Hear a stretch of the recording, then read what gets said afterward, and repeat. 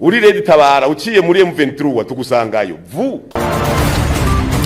Igitondo cyiza nicyo mbifurije, nizere ko muri amahoro. Turi mu gitondo cy'itariki ya 11 ukwezi no kwa 12 umwaka wa 2025. Tugiye kuganira ku ngingo eshatu zibikomeye kandi bikomeje kugarukwaho.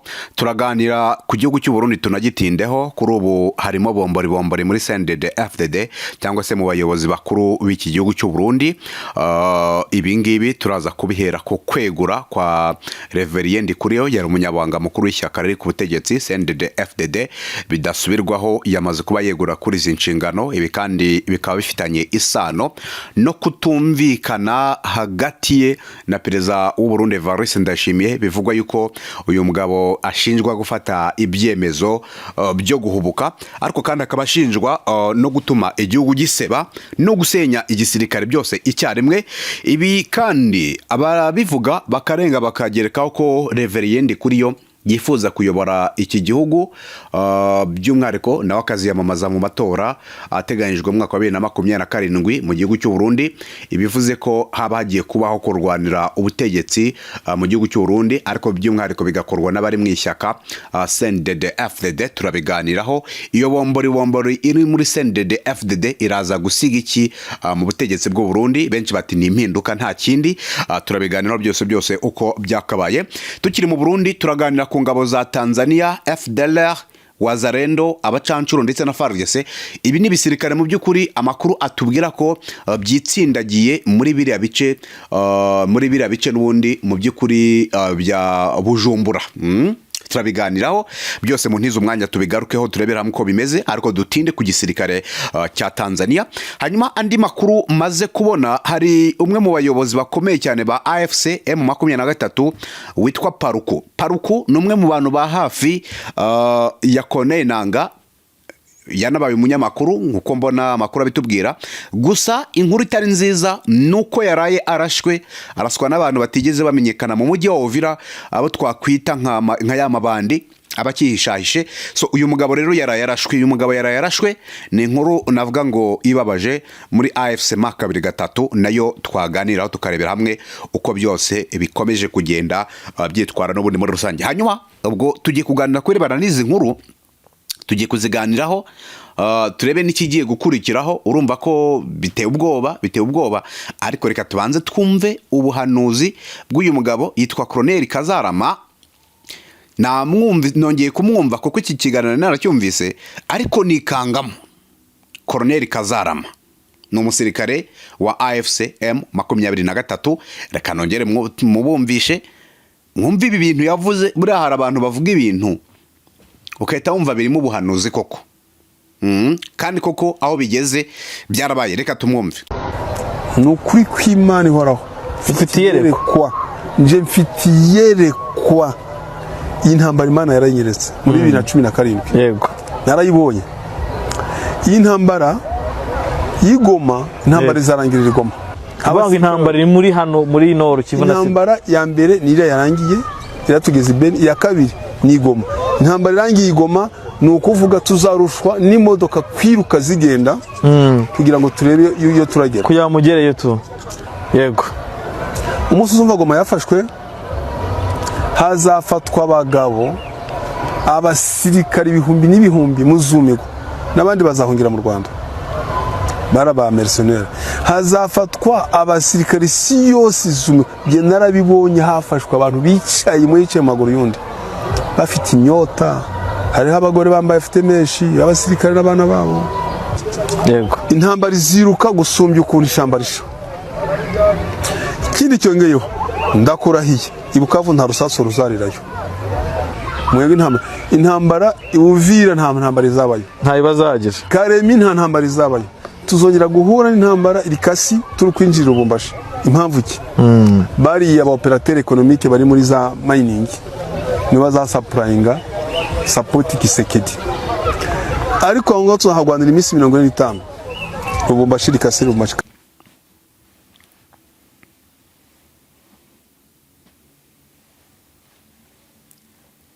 Yego, uyu ni Colonel Kazarama. Uyu rero akaba yarajoininze Maka 2 mu mwaka wa 2024 mu matariki nko mu mezi nk'aya ngaya yarajoyininze rwose. So anyway, ngira ngo murumvise ibyavuze, yaba Bukavu nta ntambara yigeze habera. Intambara avuze yabaye ikomeye ni Goma, kandi koko nibyo ibi yabivuze mbere yuko Goma ifatwa. Atuvira nta ntambara izahabera, of course yes, nta ntambara yahabereye. Twabonye igisirikare gihunga kigenda. Ati Karemi nta ntambara izahabera, naho bazahunga birukanke. Atari ko Rubumbashi ewana isasu rizavuga. So nako tumutindaho, nagira ngo mubibutse, reka duhere mu gihugu cy'u Burundi i Bujumbura, duhere Igitega mu butegetsi. Ngo ni umurwa mukuru w'ubutegetsi.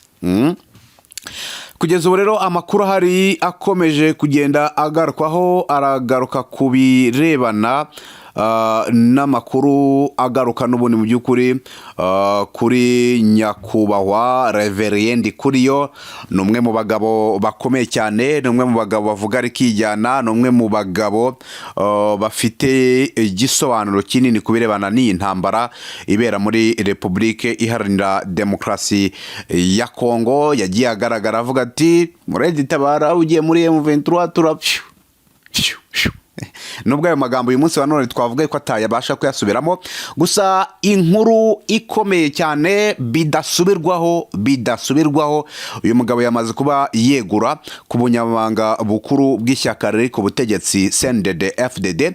Ibi kandi amakuru yakurikiye ibirera no kwegura kwe, aratubwira ko habayeho inama y'igitaraganya y'umutekano yayobowe na Perezida Evariste Ndayishimiye, isize hanzuwe ko intambara Uburundi bugomba kuyikuramo, ndetse nta musirikare n'umwe w'u Burundi wemerewe kongera gusubira muri Republika Iharanira Demokarasi ya Kongo kurwana. Bamwe bati icyemezo nk'iki kuki batagifashe mbere y'igihe, abandi bati Evariste Ndayishimiye udusenyeye igisirikare kandi warasanze cyubakitse gikomeye kimeze neza. Ibyo byose ni ibirego biri gushinja uyu mugabo byo kudahereza agaciro igisirikare cy'igihugu n'undi cya Republika Iharanira Demokarasi ya Kongo, nk'uko amakuru akomeza kugenda abigaragaza.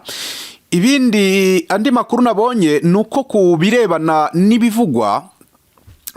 n'ibivugwa muri Republika Iharanira Demokarasi ya Kongo, hari amakuru avuga ko Perezida Evariste Ndayishimiye yaba atarumvikanye n'uyu munyamabanga wa CNDD-FDD Reverien Ndikuriyo ku bigendanye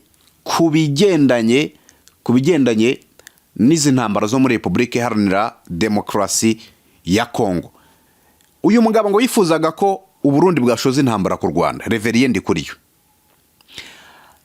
Evariste Ndayishimiye ngo akamubwira ati turacyafite abasirikare muri Kongo, nabo bari gutsindwa, ntago ibyo ngibyo twabikora, kuko ejo bundi buriya ngo bashakaga kurasa u Rwanda barasa muri Kongo, ariko buriya ngo targeting ngo byari kurasa u Rwanda. Ibyo ni bivugwa. Hanyuma ibi byose bikaba biri mu byatumye Reverien Ndikuriyo avuga ati reka negure, umunsi nabaye perezida nzakwereka. Uri kumva? Ngiyo ikaba ariyo mpamvu simusiga iri mu zatumye mu by'ukuri uyu mugabo bita Reverien Ndikuriyo yegura ku bunyamabanga bukuru bw'ishyaka CNDD-FDD riri ku butegetsi. Ibi kandi hakiyongeraho izindi nkuru zivuga ko ngo habayeho kutumvikana hagati y'abayobozi batandukanye muri CNDD-FDD, bose ntibumvikana ku byemezo bitandukanye byanatumye mu nama y'umutekano yaraye ibaye muri iki gihugu cy'u Burundi hemezwa ko hagiye gufatwa ingamba z'uko nta musirikare n'umwe wo ku ruhande rwa FDNB uzongera kwerekeza muri Republika Iharanira Demokarasi ya Kongo, ahubwo bagiye kwicara bakiga bagashaka uko basekiriza igihugu cyabo, kuko nabo babona kitari secure, ntago kiri secure rwose. Ibyo byo no mu bigaragara niko bimeze, ntago kiri secure. Gisirikare cyacitse intege, bigaragara ko nta mbaraga, nta ibintu ntago byoroshye muri iki gihugu n'ubundi cy'abaturanyi b'Abarundi. So ubwo rero inama yabaye banzura ko hagiye kubaho kurinda imbibi zabo, kurinda imipaka, ariko ibyo kuba mu by'ukuri ibyo kuba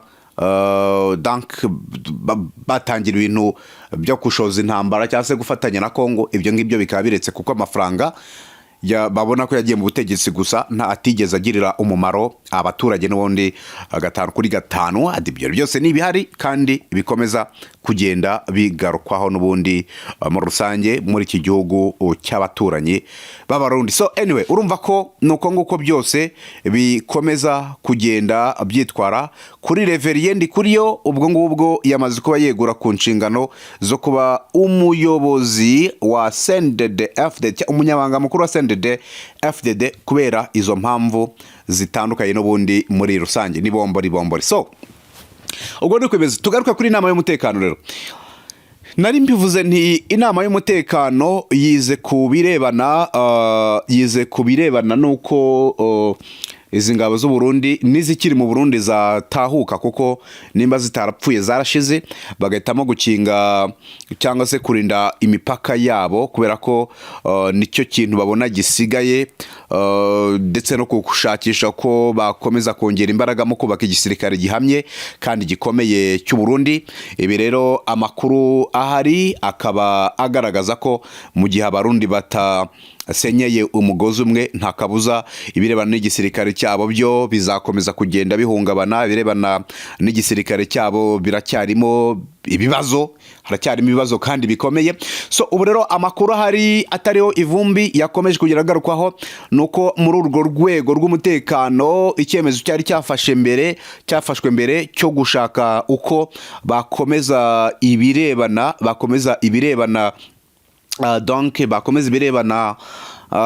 no gufungwa umupaka uyu wa Kavimvira ku ruhande rw'u Burundi bawita Gatumba, cyakomeza bakawufunga, ndetse uko kuwufunga nuko batari kwizera uko bagiye guturana n'inyeshyamba zamaze kubatsinda.